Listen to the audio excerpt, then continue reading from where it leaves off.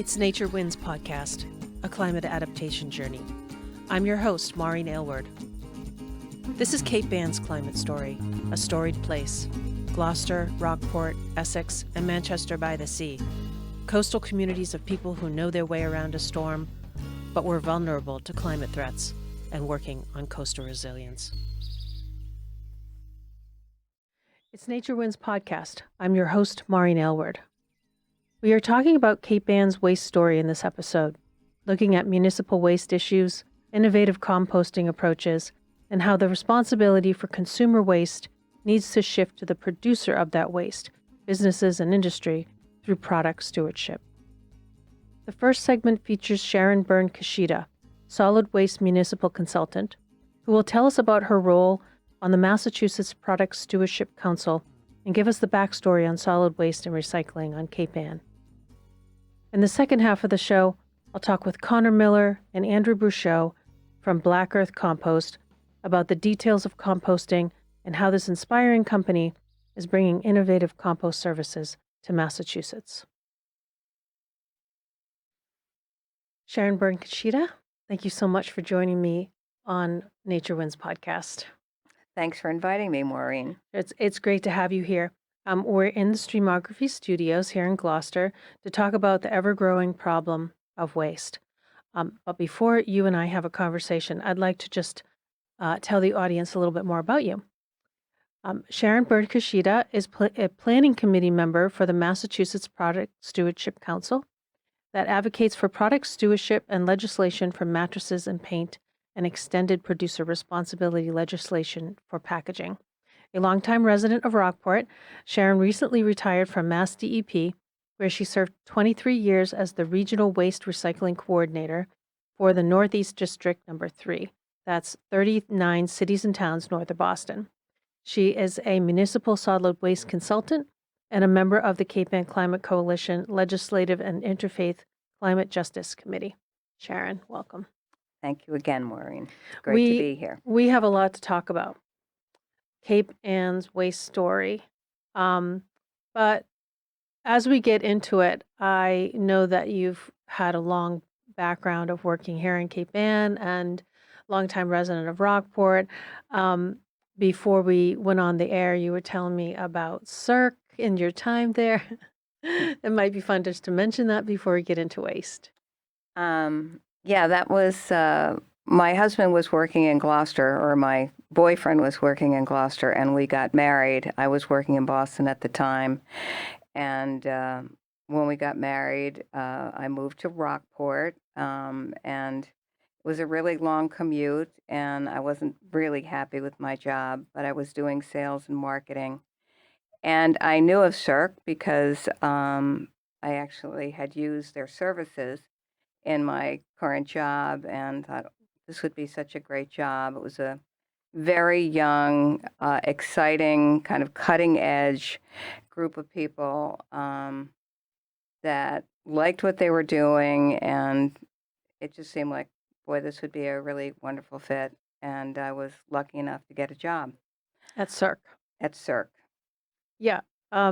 Well, then did you go to MassDEP after that, or you had So I worked for CERC for 10 years, and during those 10 years, I had 2 sons, and I did take a couple of years off, and I don't know that I would recommend this for anybody. I did a complete 180, and I went to work for waste management.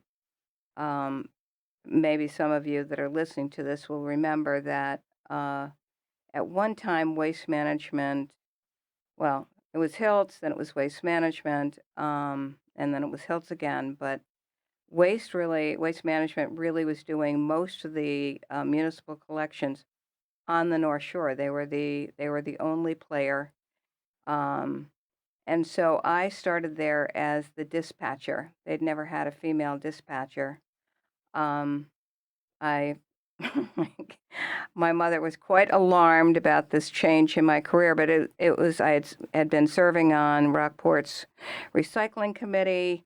I started a recycling program when I was at college, and Growing up, I liked going to the transfer station with my dad. So it's, it was all the arrows were pointing in that direction. Mm. So the time that I spent at Waste Management was so valuable to me because it was operationally driven. And as part of my introduction, I went out on all the trucks, and that was invaluable because later on, when I went to work for MassDEP, most of my colleagues had advanced degrees. I did not have an advanced degree, and none of them had, really practical experience. And so that experience really informed my whole career in a way that I think was so important, understanding how it works, the dynamics, the personalities, the real, maybe Black Earth will talk about this, but these are dangerous jobs, Mm. and understanding that too. And they are critical jobs, right? Everybody needs to manage their waste somehow, whether it's through curbside, like in Gloucester and Manchester, or if it's drop off like Essex and Rockport. So Mhm. it was great. So your work at DEP, 23 years, there took you through a number of different areas, solid waste in the municipality, but recycling too. Can Hmm. you just talk a little bit about your time at DEP and maybe describe what DEP does for the Right. municipalities? So I'll just back up a little because when I finished up at Waste Management, I was hired to be the Essex County Recycling Coordinator. And it was actually a state granted and Mass DEP funded position. And while I was there, I facilitated a 20-year procurement for a regional household hazardous waste collection. As I said, lasted 20 years. It was used by over 30 communities. But during my tenure at the county form of government, Essex County form of government, was abolished. I hope people look back now and realize that really was a mistake because we really need to be doing things regionally. Mm-hmm. Fortunately for me, DEP, in their wisdom, created 7 jobs, 7 regional positions that served all the 351 municipalities in the state. And it was based on population. So Essex County was 34 communities. Northeast District 2, which was my district, was 39 communities. It was really very easy transition for me because I had been working with most of these communities for a couple of years. So then when I started at DEP, the focus was and really has always been is to provide municipal assistance um, in teaching communities or helping communities reduce their waste Mm-hmm. and part of that reduce the toxicity of their waste. And there were grant programs that were available to municipalities that I would be working with them to meet goals, to earn money, and also save them money. Right.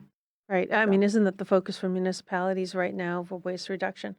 I mean, that this is the big challenge. This is the crisis it is a that crisis. municipalities are in. Could you talk about that, the municipal waste capacity crisis? Yeah, thank you for asking this question. The state of Massachusetts has a waste disposal capacity crisis, as Maureen said. Currently, Massachusetts is exporting 40% of its waste to other states, and other states being as far away as Alabama. Trash is going to New Hampshire, is being trucked, but the other top 3 states, which are New York, Alabama third, and Michigan fourth, they're all going by rail, and they're going at quite an expense. But that's also been reflected in all disposal pricing for all Massachusetts municipalities. Uh, in Essex County, we are home to 3 municipal waste combustors. What's a municipal waste combustor, somebody might ask? Somebody might say, well, it's an incinerator, or somebody else would say it's a waste-to-energy facility. All five, there are 5 in the state currently. There were 2 more smaller ones that closed in the last 3 years, and we're down to 5. And 3 of them, as I said, are hosted by Essex County. What's really interesting, I guess, is that MassDEP, or the state, produces a solid waste master plan every 10 years. Our most recent one was in 2020. We have stated goals of 30% waste reduction by the year 2030 and 50% by 2050. So what's happening? So based on the most recent statistics, the 2022 trash went down 1% when compared to 2018, but alarmingly went up 4% when you compare 2021 to 2022. We are not on pace to meet these goals, and there are no plans for new disposal capacity coming online. There are currently 5 solid waste landfills, municipal solid waste landfills. Most of them are due to close by the end of the decade. So we are seriously in a pickle, and that's putting it mildly. Municipalities are paying more than ever for trash disposal. And then, if you don't mind, I'm just going to jump right into recycling, because concomitant with this trash disposal crisis, we actually have a very severe recycling crisis. And I think probably when I talk about it, you're all going to be nodding your heads and saying, yeah, you're right, exactly. And so I define it as the 3 C's. And the first one is confusion. People don't know what is and isn't recyclable. Yeah. And it is confusing. I hear people say, well, people should know this. I said, no. Our packaging changes by the minute. We've also got this resulting problem of contamination, which is also driving up the processing costs for our municipalities to manage an increasingly more complicated waste stream. And then the third C is confidence. I am sure everybody that's listening to this podcast has read or heard or seen a headline that says we're only recycling 5% of our plastics. So that is not untrue, but it's not the whole story. And the whole story is we have to look at the nominator and the denominator. So if you put what the nominator is, but you use as the denominator all plastics that are manufactured all over the world. So think, for instance, think about your dental floss container. That's plastic, right? You know it's not recyclable, or I hope you do. Or your vacuum cleaner, right? That's made of plastic. So those articles that we're saying we're only recycling 5% of our plastic, yes, that's true in the world of all plastics. But if you use as a denominator those plastics that are recyclable, the news is still not so great, but it's better. And it's 29%. And we should be doing a whole lot better. And we do have a lot of work to do. Sharon, I have a question. Are those numbers that you're saying, like overall, of those national figures, or those are just Essex County figures? No, so they are they're really based on national figures, or more specifically state figures, where we can track this. But they've been using this. They've really been canvassing this, and I understand why everybody is anti-plastic. I totally get it. But I think we need to be truthful, because what has happened is I have heard from many of my close friends who say, I'm not going to recycle anymore because it's not getting recycled. Yeah. So I have a question about, here in Cape Ann, there is Rockport's waste or Cape Ann's waste goes to the incinerator in Saugus. Is that right? It's That's close by. I think their current contract, it could be going to a landfill or an incinerator. And that extra trash that doesn't get incinerated, that goes by rail to somewhere else, or it gets No, it's included in the it's- Massachusetts so stream, or what happens Rockport there? specifically, it gets trucked from the transfer station, and that truck could go to a landfill in Massachusetts. It Mhm. could go to a landfill in New Hampshire, or yeah, I think most likely if it's going to a municipal waste combustor, it's now going to North Andover. Mm. So the town has a contract with Waste Management, not with a specific disposal facility. So Waste Management makes the decision on where they're going to bring it. So the waste on Cape Ann is not going down, I would assume, from some of the numbers that you said. Um, and like, put it to us straight, Sharon, what actually is at risk here? You're not going to be able to throw anything away. Is it? What kind of what's the emergency that people need to be facing or understand what's coming down the line in terms of um, disposal? Because I think waste disposal is still, I'm going to throw it away and it goes somewhere. Right. And I don't have to think about it Right. because I'm done. I've done my work, either dropping at the transfer station or put it out on the curb. But what do people really need to be thinking right now to understand the problem? Well, I think it's going to it's going to impact us as taxpayers and as people that generate waste. Right now, all 4 Cape Ann communities are pay-as-you-throw communities. Which you helped get them to. Well, I have to be no, I have to be honest. Is Gloucester was really the first to go pay-as-you-throw in the early '90s. They had started with a $50 fee on every household, but people said that wasn't fair, and so they went to the sticker. And Manchester soon followed suit. Rockport was 30 plus years later, and more recently, Essex also went. But what I worked with Gloucester very closely, and Kathy Middleton was the recycling coordinator at the time. When the city transitioned from the sticker, which was greatly abused, to the bag, where it is a certain, metric volume, and they saw their trash tonnage, I think, go down, if my memory serves, about 20+%. That's a By lot. making that change. And then Manchester followed suit. And thankfully, Rockport resisted for a really, really long time. There were several people I know that were adamantly against it. And Rockport Transfer Station, we accept trash from businesses and residents. But what people, maybe they knew, but it was just really hard to enforce. There was so much that was being imported into the transfer station and From elsewhere from elsewhere. when we didn't have the bags. Right. Yeah. Remarkable. Yeah.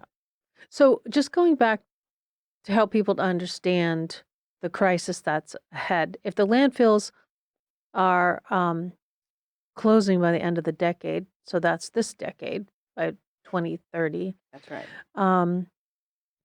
how's that going to impact them? They're going to see higher waste costs, either at pay as you throw, or is there going to be a limit on the amount of waste? Like, do you have a picture that you can paint for us to tell Right. people what might be ahead? Because that's not that far away. Right. Well, so if nothing changes, what's ahead is that as residents, we're going to be paying a lot more for our pay-as-you-throw bags. When I was researching today to see what Cape Ann communities were paying, it's really going to be driven by how much you're paying per ton. I don't know what everybody is paying per ton. Rockport, they have it's disposal plus it's also transportation. They're up over $100 per ton. When I talked to Essex today, I think they were 96, but it didn't include the transportation, so I'm sure they're over $100 a ton. And I know Manchester is close to, and Gloucester's got the lowest pay-as-you-throw bag fee, which I would suggest is because they haven't raised the price lately, and maybe that their disposal price or in an older contract, they can keep it at that price, or Mm-hmm. maybe the city is subsidizing more of that cost and Mm-hmm. maybe another Mm-hmm. community is, because when I looked at bag costs, uh, 225 each for a 33-gallon bag in Gloucester. It's $3 in Rockport, and it's $4.75 in Essex. Wow. So that's where people will That's where they're feel going it. to feel it. They're going to feel it in the amount of waste in the pay-as-you-throw bags, likely. What happens when the landfills are closed? Does the waste just get shipped someplace else? Well, our neighbors really don't want our trash. New Hampshire takes Mm-hmm. is the largest recipient of our trash. Maine definitely doesn't want it. Vermont might make sense in other parts of the state, but Western Mass, I think their trash is now going to South Carolina. And we're not the only state that has this problem. Connecticut is facing the same problem that we Mm-hmm. are. Mm-hmm. And in Massachusetts, there are no plans to build new disposal facilities. So the system's broken. Yeah. We need to turn this train around. So I think we can't settle for the status quo. So one of the solutions that you're working on is product stewardship. Hmm. And I remember when I was really just, very interested in how waste worked and how that could be changed. Um, and then after I read Cradle to Cradle, which I brought today, this great book that's been out since 2002. So the book is over 20 years old now. um, it talked about life cycle analysis, but it really talked about getting to the basics of the materials that are used in Hmm. packaging, Hmm. the materials that are used to make a product, Hmm. to make it that you can take it apart and that you Right. can recycle or reuse these parts. So I want you to talk about what product stewardship is, Hmm. and why there's this move to this extended producer responsibility, Right. putting the responsibility for the waste back on the producer, Right. businesses, and industry. Right. Um, and then what is happening now in Massachusetts? Okay. So let me just briefly define product stewardship. It is a paradigm shift from our end of the pipe one-way model of take, make, consume, and dispose, and shifts the burden upstream to manufacturers who will be required to minimize the use of natural resources, eliminate hazardous constituents. Wouldn't that be great? To reduce waste by requiring a product or product be reusable, refillable, repurposed, recycled, or composted. And if I could just take a step back to how complicated it has become, because when I started in this field, it was a newspaper or a magazine or a piece of paper, a cardboard box. It was a tin or a bimetal can, glass jar, or bottle, and plastics really wasn't around, right? And plastic has been a real game changer. Some would say it's for people that manufacture. It doesn't break. It's easy to promote your product, and it's much lighter. It has all these benefits. And then it's even become more complex because much of our packaging nowadays is multi-material, and it's hard to know, is it just paper? Does it have a film barrier? Is there an Mm-hmm. aluminum shield in there? Mm-hmm. How can you expect the public to know that? And so this is really, as a friend of mine, one of her favorite words is, it's backwards. We're working at this from the wrong end of the pipe. And as I say often, is municipalities are at the end of that pipe, and they're charged with figuring out, what do I do with this waste, and having to pay for it, or their residents and taxpayers have to pay for it. Right. Um, so I am in particular working on 3 bills in this legislative session. For the state of for the Massachusetts. state of Massachusetts. Yeah. We have a 2-year legislative session, but really it's only a year and a half. And Massachusetts state legislature, there's something like 6,000 to 7,000 bills that are filed every session, which has resulted in one national study that was done 2 years ago reporting that we have the most ineffective state legislature in the country. And we have a full-time legislature, one of 10 only in the country. So it's challenging to get any bill passed, even great bills. But the bills that I'm working on are paint, mattresses, packaging, and paper. So there are 3 bills. The paint bill, it's a no-brainer. This bill has been passed now in 11 states and successfully implemented in 10 of them. 5 of them are neighbors. The only 2 that haven't implemented are New Hampshire and Massachusetts. New York is the most recent to implement this bill, and they currently have 300 locations where residents can drop off unwanted paint in paint cans where you can still read the labels and it's liquid. New York was the latest. So they have these 300 drop-off locations, and as of October, they had collected over 1 million gallons of paint. Why is that important? Well, paint is. I'll tell you why paint is toxic. I'll tell you why paint is important. Yeah. Latex is highly recyclable and should be recycled. It shouldn't be going to a municipal waste combustor. It shouldn't be going to a landfill. Mm-hmm. And there are markets for this. So that's number one. But the other reason I put paint first on my list is because it has broad-based support. It has bipartisan support. It's supported by the paint industry. Municipalities want it.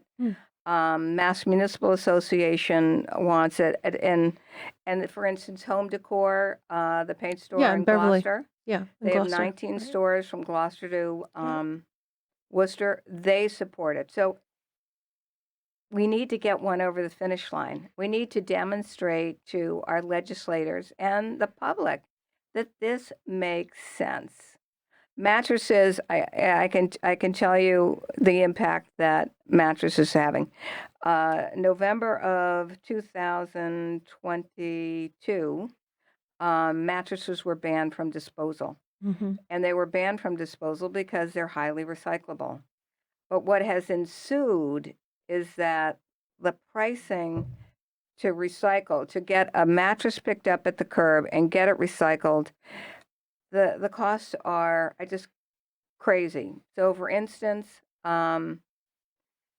Gloucester has a good rate. You can get your mattress picked up in Gloucester for $40 at the curb. They are dealing directly with one of the mattress recyclers. Mm-hmm. Manchester is using their contractor, and this gets a little more challenging because if it's a municipal contract, you have to pay what's known as prevailing wage, which really spikes the cost.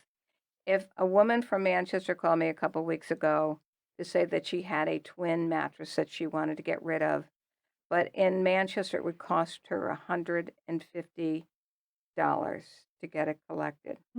There were no easy answers. There are a few places that she can put it into her car and drive it to, and she'll save a little money. But thankfully, it was a twin mattress and not a king.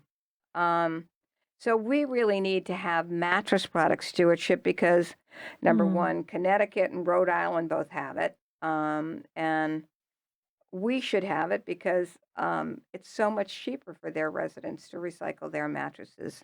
So who's behind these 300 spots in New York, or is it the manufacturers? So the manufacturers, so the way the mattress and the paint bills both work, if you're buying a new mattress or if you're buying a new can of paint, you're going to pay an eco fee. And the money from that eco fee is going to go to a nonprofit who administers this program and who pay for the transportation and the recycling, the education, and the reporting. And as I said, this paint, it just makes incredible sense. So when you go and buy a gallon of paint Mm-hmm. or whatever, Right. however much paint, there will be this eco fee That's that's correct. attached to it, like a kind of like a tax, sort Hate- of a fee, yeah, tax, whatever. Yeah. But that will hate using go. that word. That but, will hate to use that word. But it'll go to fund this program. Right. Makes a lot of sense. And the program is blind to if a paint retailer voluntarily says he's going to take back paint, he can take any paint back. Mhm. It's completely voluntary. You can decide, I don't want to do this. It could be paint that you've had in your basement for 20 years. It could be generated from another state. And there's a lot of cross-state traffic going to places like Vermont, New York, Connecticut, Rhode Island, to get rid of paint because there are easy solutions.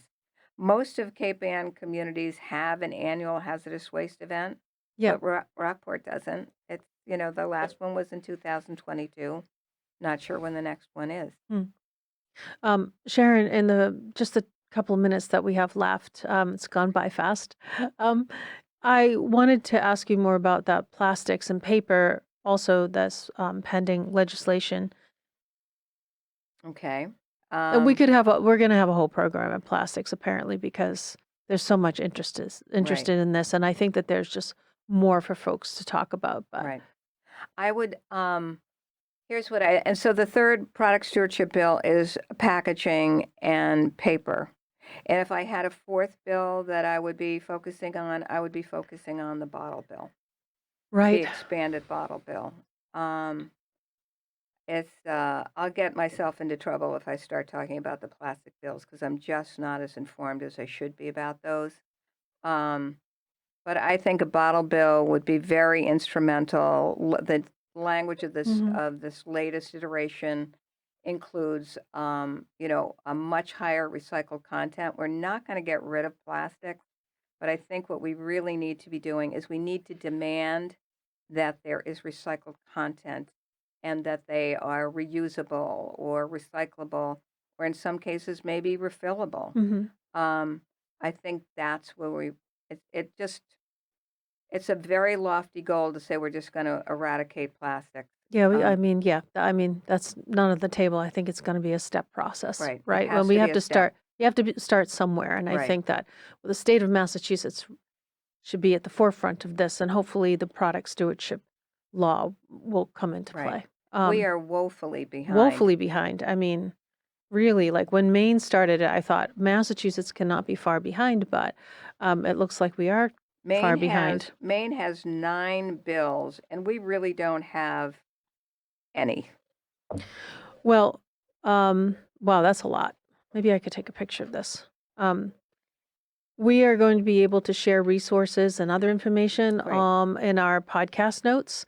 And so listeners can find out more about the things that you've mentioned as part of those notes. And, we can go back and forth and you can send me some things. And Sharon, thank you so much for being here. Thank you, Maureen. I'm sorry if I got long-winded. I'm pretty passionate about this. It has nothing to do with long-windedness. You have essential information that needs to be shared.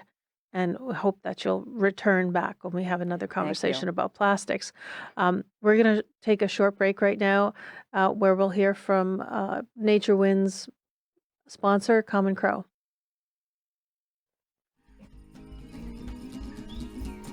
Common Crow Natural Market, Cape Ann's one-stop shop for natural and organic food, scratch-made grab-and-go treats and meals, natural and organic wellness and beauty items, and fair trade gifts and housewares.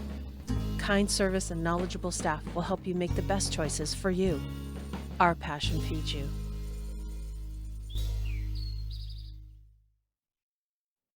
Welcome back to Nature Winds podcast. We're here in the Streamography Studios in Gloucester, and I'm about to have a wonderful conversation with Conor Miller and Andrew Brousseau from Black Earth Compost. But before we get to that conversation, just wanted to say a little bit about Black Earth Compost. One, they are a sponsor for Town Green. Thanks so much, guys. And Black Earth Compost was founded in January of 2011 in Gloucester.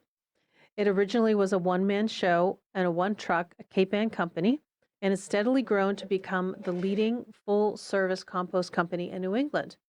With over 35 trucks, it is dedicated to collecting food scraps and more from residents, and they also pick up from schools, supermarkets, colleges, and more across the state, Massachusetts and Rhode Island. It is also the only vertically integrated company that composts the material too, returning it to customers and selling it in garden centers across Mass and southern New Hampshire. Conor Miller, Andrew Brousseau, welcome to Nature Winds podcast. Thank you. Thank you. It's really great to have you here. So you are Black Earth Compost is a big part of Cape Ann's waste story. And I am really curious about how the two of you got started in this. Like, what was it that made you think I'm going to do composting? Conor? Well, first, I used to be a ski bum in Jackson Hole, and I worked on a recycling truck. And after being in too many avalanche type things, my future wife and I decided to move back to Gloucester, where she's from. And I didn't know what to do for work, but figured they got recycling covered down here. Why not try composting? Because I'd been composting my whole life. Lived in Seattle, where we had curbside composting, and figured I'd give it a shot. I didn't think it was going to be. I had no idea what I was getting into, but that's the good thing, as I tell my parents with ski bumming, is that you can live on nothing for a long time. So you get thick skin to. So it was good. It was good entrepreneur. It's great, yeah. Entrepreneur You training. put in a lot there. of effort, and yeah, good training for entrepreneurship. I mean, I think of it as like route finding up a mountain where you're backcountry skiing. You got to figure your way out safely and the most efficient way, and you're just putting in a lot of hard work and route finding, and it's an adventure, and it's awesome. It's really rewarding. Well, I'm just thinking about forget that MBA and go be a ski bum for a while, Totally, and you'll learn yeah, about totally. about how to run a business. Andrew, what's your backstory? When Yeah. did the light bulb go off? Yeah, and by the way, he's an English major with a minor in war, so that's his training. My professional training, or in college, I'm an earth scientist, and I also ended up going to be a ski bum. And one night, I was looking through my college notes, and I realized that fertilizer was mined out of rock, and like as a society, we're dependent on that.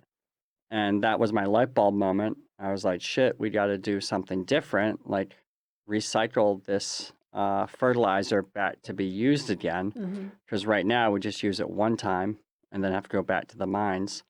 So that got me on the track of organic waste management, because food waste is it's full of nutrients. That's what you're recycling when we talk about recycling organic waste, like food waste, solid waste. So I reached out to Conor in like 2012, and I came back and just started working with him on making the compost and getting it back to gardeners and farms. So, people know your trucks, and now they're getting to know the bins. But give us an overview of where you are right now from a company standpoint. Yeah, we've got roughly 70 employees. About half of them are driving the trucks and stuff. 3 compost sites across Eastern Mass. 2 of them are for municipalities. So we pretty much cover Eastern Mass from Worcester to the coast and Rhode Island, and starting to do some parts in New Hampshire. So we collect right now around 300 tons a week of food waste, and we compost about 200 tons of that on our own sites. We also rely on some other third-party sites where we don't have a compost site nearby. Roughly 35 trucks. Yep. Yeah, and the 3 sites, we have kind of like a rudimentary just turning a windrow with an excavator site. Then we have another one at a municipality where we have a receiving building. We have electricity. That's great. So you can run blowers and keep the compost aerated. Mm-hmm. That's a nice site. And then we're building a new one right now in Manchester, Mass. I was going right to here ask in about Cape that. Ann. Yeah, tell us more about what's going on. It's open, right? It's Nope. about to be open? No, we're waiting on National Grid to Oh, do their work. okay. They're kind of holding up construction. Um, Couple months. yeah. So we started construction about a year ago. We've built the building. We've done most of the site work. We're just waiting to hook it up to the grid. And it's a 9,000 square foot indoor facility. There's air pipes embedded in the concrete slab. So we bring the food waste in, we bring the carbon material in, which is leaves and sticks, blend it together, put it on the concrete slab to blow air up through it. And that gets the compost through, your pathogen kill, liquids management, volume reduction, smell stage, and all that air is being captured and deodorized.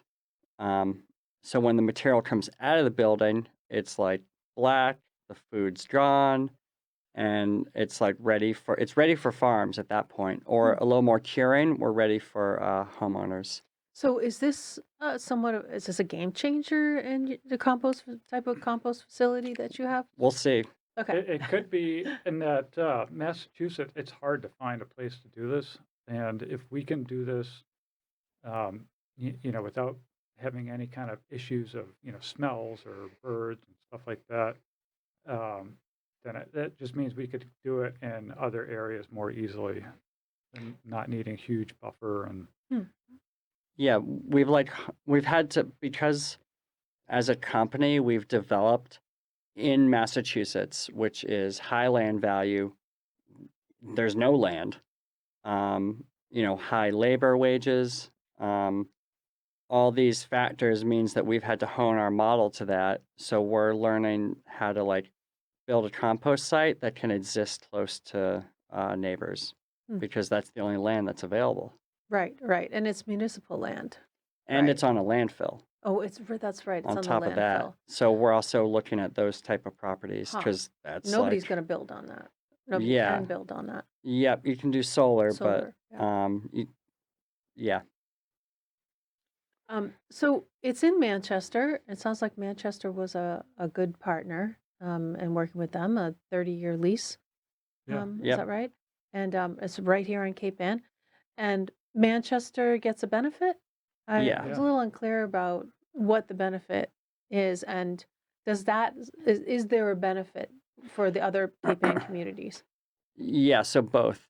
Manchester gets the most benefit because they're the ones who stuck their neck out and was like, yeah, let's set up a compost site. Like, we want this. Mm-hmm. And so they get a flat rate collection cost, which is below market, and below market for 30 years. And, we also run the transfer station. So we're hoping to innovate on how that works. There's a lot of recycling that can happen more there, kind of like what Rockport does. Mm-hmm. But we're hoping to do even more. And we're picking up, residents can drop off their yard waste and pick up compost for free. So there's a lot of, less labor that the DPW has to do for that. Mm. So, I mean, they're saving money every step of the way there. They didn't have to pay for the building. So I think we're saving them a lot of just annual operational costs. Yeah, that's a really good point. Is we've honed our model to bring these towns on board to have these sites. We've honed it to save the town money, because we know that we can't win just based on the green aspects of what we're doing, which there's lots of them. We've had to make it save money for the towns, and so Yeah. Manchester's going to save a lot of money every year. So what about the other towns? I Well, mean, it's so the- close. Yeah, I mean, without this site, it might be hard to have anything for the other towns. So you could say they benefit by having an option that we have. If we didn't have Manchester to bring it to, let's say we're picking up in Rockport or Gloucester, I mean, we might have to drive an hour and a half away, and then that's going to make it a lot more expensive, Mm. and then we're going to run out of capacity there pretty quickly. So then it just becomes capacity constraints and how much you can actually pick up, even if you're willing to drive an hour and a half each way. So outside of the municipality, I'm curious about residential. I know that you do businesses and schools and so forth, and I want to talk about that. But what's the like in the four communities that make up Cape Ann and maybe Ipswich? Do you do Ipswich? Are you Yeah, there? of course. What percentage of residents are Are doing composting? it. In Yeah. Manchester, since the city's paying for it, about half the residents are doing it. Um, and that's, what we've seen in other municipalities that are paying for it. I think roughly half is about as nearly as high as you can go. Cambridge, I think at one point said they hit 60%, but I don't know if they're still up there now. Mm.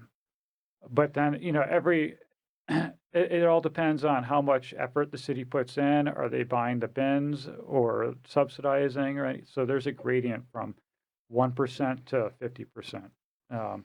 In Ipswich, we've got roughly 1,000 people doing it. I don't know how their population is, but Rockport, yeah, Rockport. Yeah, we got people there. I'm one of them. Yeah.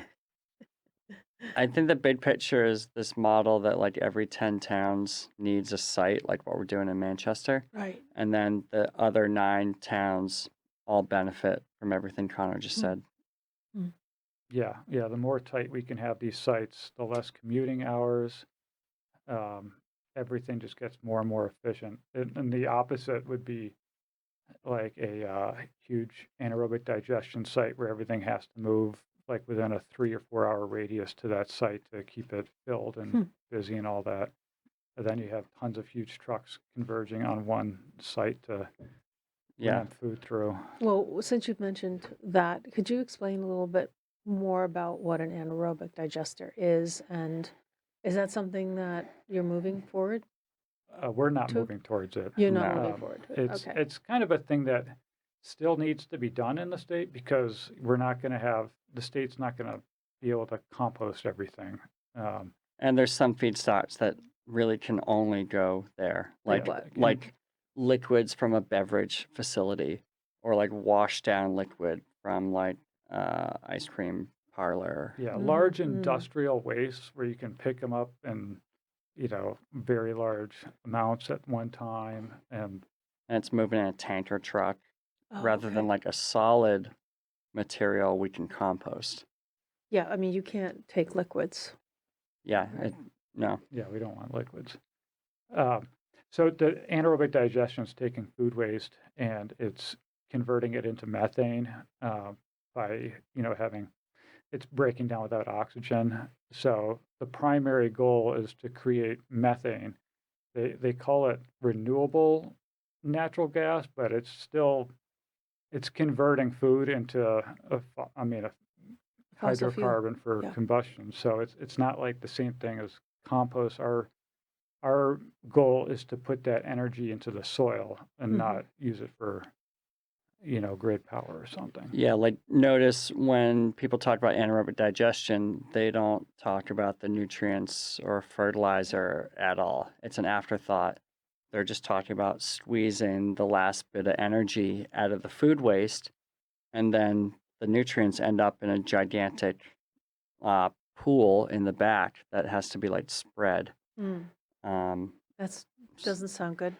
no, Yeah, it's and the other problem, like Conor mentioned, like how there's centralized facilities. So now you have truck traffic that needs Right. to get from all these, like maybe it serves 100 communities, and they all have to get back to this one place. Mhm. Whereas this decentralized concept, we're solving like the traffic problem on the highway Mhm. also.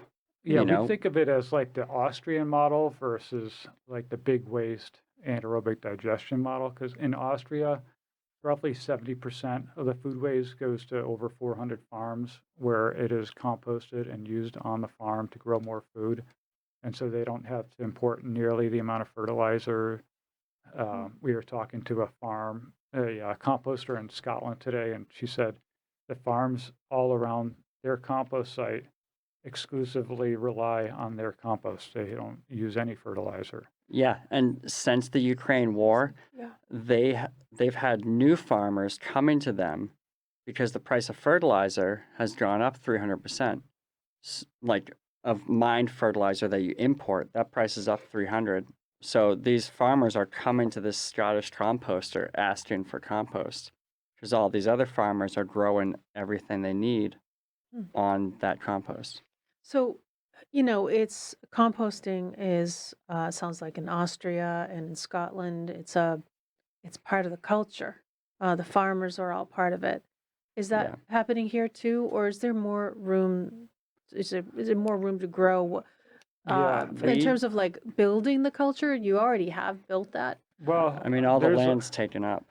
there's land a is taken lot. up. Yeah, it's a lot, much more part of the culture in Austria because they basically are where we are today. They were around 1995 because that's when their last landfills were closing down, and people had to compost because cost of trash became so high, and it's pretty embedded in their culture now because it's been 30 years. Um, but yeah, we're not there yet. I think we kind of were like 50 years ago when it was the pig man that was picking up all the stuff in people's backyards every Around week. here, you mean Yeah, Nugent Farm? yeah, When Nugent that was the Farm. pig Yeah. farm? Yeah. I remember that. Um, but out there, there's tractors driving the streets all over the place. Their farmers are picking it up, and when it's your local farm picking it up, you don't want to throw plastic in there. So Yeah, it's absolutely. yeah, and every restaurant's doing it. Um, Yeah, out here, so uh, we don't have a lot of farms on farmland. Like there is a lot of farmland. Like there's a lot of land in 621A, Chapter 621A, which is agricultural tax exemption, Hmm. but it's not being farmed for Mm. food. It's being farmed for hay. Mm. So there is a lot of farmland, but it's just not being used to grow food. So there is the potential here, To and do more. to To do grow more. more, to To compost grow more? more local food and utilize that compost here. And like, I don't need to sell compost to farms, but like, I just want to see it personally. Right. And, if you had that food production locally, you're talking about a much more resilient community. And especially, going into the next 10, 20 years, looks kind of scary. It'd be nice if we had a little more resilience around here. Yeah, Yeah, that's the absolutely. thing. That's like the environmental problem. There's all these benefits that just don't get priced in. That it's hard to, it's easier to say, well, I can get this many dollars per BTU with the gas, but the benefits of composting are less tangible. But Yeah. Yeah, I mean, ecosystem service of compost. Have you done that? The ecosystem service, like Yeah. what the value is of the compost and It's not being done. Like they Yeah. can barely say that like you get this much carbon credits by putting compost on the soil. Because soil is such a diverse and dynamic environment, like based on the soil's history. It's hard to even say that about soil. Whether you're storing carbon, but yeah, there's a ton of benefits that can get realized, and that's why we went to Austria this summer to see them in action. And like decentralized composting works. So what are you bringing back? You were over there this summer. You've learned a lot, and so what have you brought back? What are some of your new ideas, and then what are you looking to the future? Either the near term future or out maybe 10 years. So what did you learn? What are you bringing back, and what are you looking at in the future? There's some specific compost technology, like aerating a leachate pond. yeah, That's there's lots of little things yeah, there, little stuff. like different, technology on using tractors and stuff to turn piles more efficiently, and they're just pretty wild things. Like I just remember one of my favorite quotes is this guy Michael Saylor saying that the Indians had a pottery wheel for like thousands of years, but they never turned it 90 degrees to actually have a rolling wheel. Like thousands of years, and you never turned it into a wheel that could move. And as I was thinking of that line, I saw a tractor dumping all the stuff inside the truck body the opposite way as a way to compress things. It's kind of hard to explain, but just like I never thought of dumping it that way. And Yeah. so we might try to figure out how to fit more in a truck based on something like that. Um, there's different truck lifts and stuff we were looking at, and Hmm. but it's just set up differently because it's like little small clusters of people living in these clusters, and then it's all farmed all around there. And so tractors are just everywhere as a part of daily life. Farmers are driving tractors, not cars and trucks around, and and it's just a beautiful way they have it all set up there. Yeah, and it's cool too to see, because the state of Austria went through the landfill crisis that we're going through right now. Thanks for bringing that back up Yeah. because how is what you learned going to help what Sharon was talking about in the first segment, this landfill crisis? Oh, I mean, So compost is like 40% yeah, by weight of trash. we did an audit for a town last year, and we went to like over 200 houses, collect all their trash, not the recyclables, just the trash. And we meticulously weighed every little part of it. And compostable waste was 45% on one day and 48% by weight of the trash. And I mean, so it's nearly half if you're really like on top of it. I mean, people aren't going to be as on top of it as us, but for counting that. But that's is by far the lowest hanging fruit, and it's better than recycling. You don't have to ship it to China or Thailand or something to hopefully get it recycled. This is you ship it 30, 40 miles. It's used right there. Like, if you think of the life cycle of like a single-use plastic item, it might be oil from Saudi Arabia shipped to China and turned into plastic bottles, shipped here, used once, shipped back to Southeast Asia to get recycled.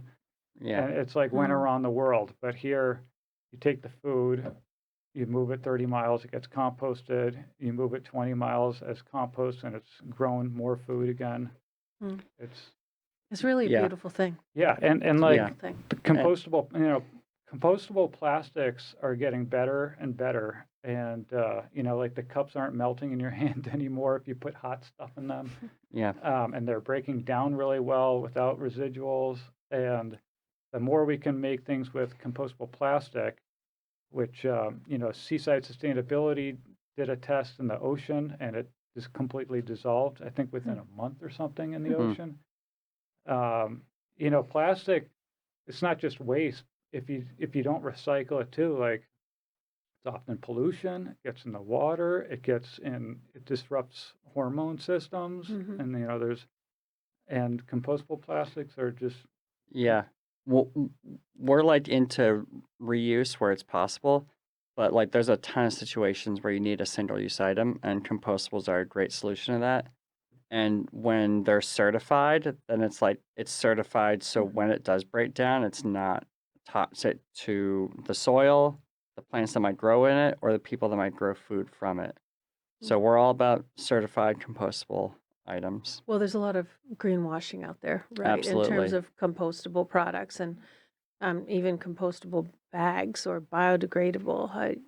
What are you seeing right now? I mean, in You- terms of that, we do you just get look for the that? certifications, BPI, Yeah. TUV, and CMA. Well, how do consumers?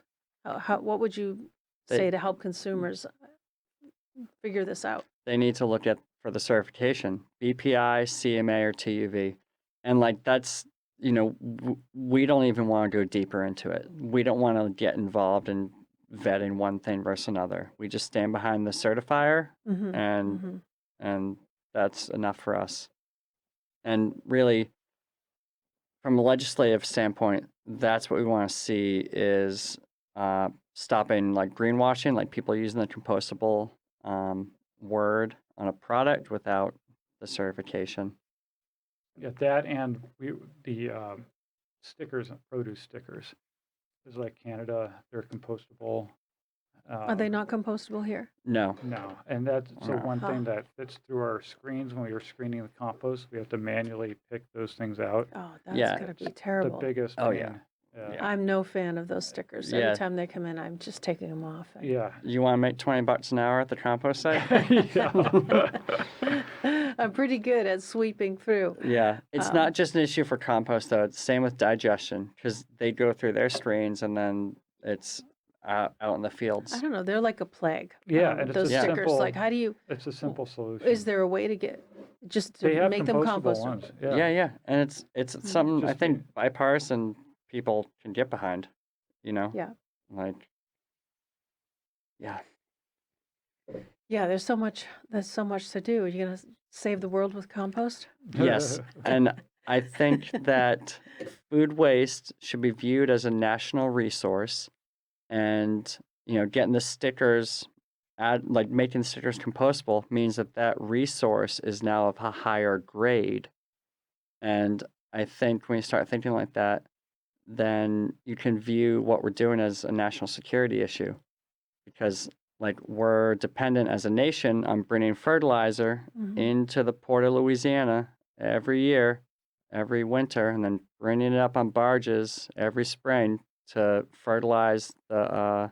Macronutrients. I Yeah. mean, that's the other thing too, is we're just putting back the macronutrients. Yeah, we Which have grows all healthier food, with more nutritious food. The if you compost, do the yeah, with micronutrients too. But Yeah. so compost has the micronutrients. But my point is, if every metro area is recycling their food waste locally, like what we're doing here in Massachusetts, then every metro area has a source of nutrition and can thus have a source of food for that metro area. It's And the that's composting. national resilience. Yep. That's a compost revolution.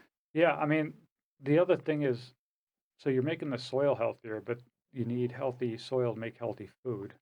And so if we're just putting back the NPK and not everything else that goes into making food, our food is getting less nutritious every year. Like a tomato 50 years ago had twice the amount of nutrients per tomato as it does today. That's true with a lot of foods that are grown. There's just, I mean, I don't know if I read an article like 10 years ago about how by 2060, the amount of nutrition in the soil is going to be like bankrupt. It's like we're withdrawing but not depositing, so we're just heading towards bankruptcy in the soil. And you have to put the food waste back in, and Yeah, what he's talking about, NPK, macronutrients, that's synthetic fertilizer that's mined from rock. It usually comes in like an acidic form, and you're like acid washing the soil, breaking down the carbon in the soil. So you're depleting soil out in the breadbasket of the U.S., and then that soil is dependent on you giving those synthetic fertilizers again and again. yeah. So I mean, so compost really is at the intersection of the waste crisis in Massachusetts, which, as Sharon articulated, is. I mean, it's scary. We think, oh, we've got this great solution and stuff, but I live here too, and I have trash, and I don't know what's going to happen in 10 years. I mean, it's just going to get worse and worse and worse. We need to talk about it. I Yeah, think people, we're raising awareness in this area through the podcast and Yeah. through, I think Black Earth Compost does a lot too, and Sharon's out there. But yeah, people need to know about this. there's that, and I think we've been trying to talk to more and more municipalities about this year, because it's like turning a steamship around. It takes a long time to get from 0% to 50% participation. Is like a minimum of 5 years, probably a few years longer than that. And I think towns should try to have at least half their residents doing this by 2030, when the last Yeah. incinerators are going down. Well, let's hope that it takes shorter amount of time to address this issue with composting than it does to take, to address climate change, which we're in the middle of it, and we're Yeah. still trying to figure it out. I think people should actually be okay. That's going to take a while. Like everyone wants these solutions to happen tomorrow, but it takes 10 years. and people should be okay with that. All right, well, let's start now. At least we're so lucky to have you on Cape Ann, Black Earth Compost. Andrew and Connor, thanks for being here on Nature Wins. Thank you so much for helping you. us to learn more about composting. We'll be happy to have you back. Cool. Anytime. So thanks for being here. We're going to wrap, and thanks very much to my guests, Sharon Byrne Kishida, Conor Miller, and Andrew Brousseau. And for more information on the topics that we mentioned during this episode, visit the Town Green website at towngreen2025.org and Nature Wins on Spotify. You can also find us on Apple Podcast and Google Podcasts. We're grateful to Common Crow for a sponsorship and also for the sponsorship of Black Earth Compost today. So thanks for listening, and we'll see you next time.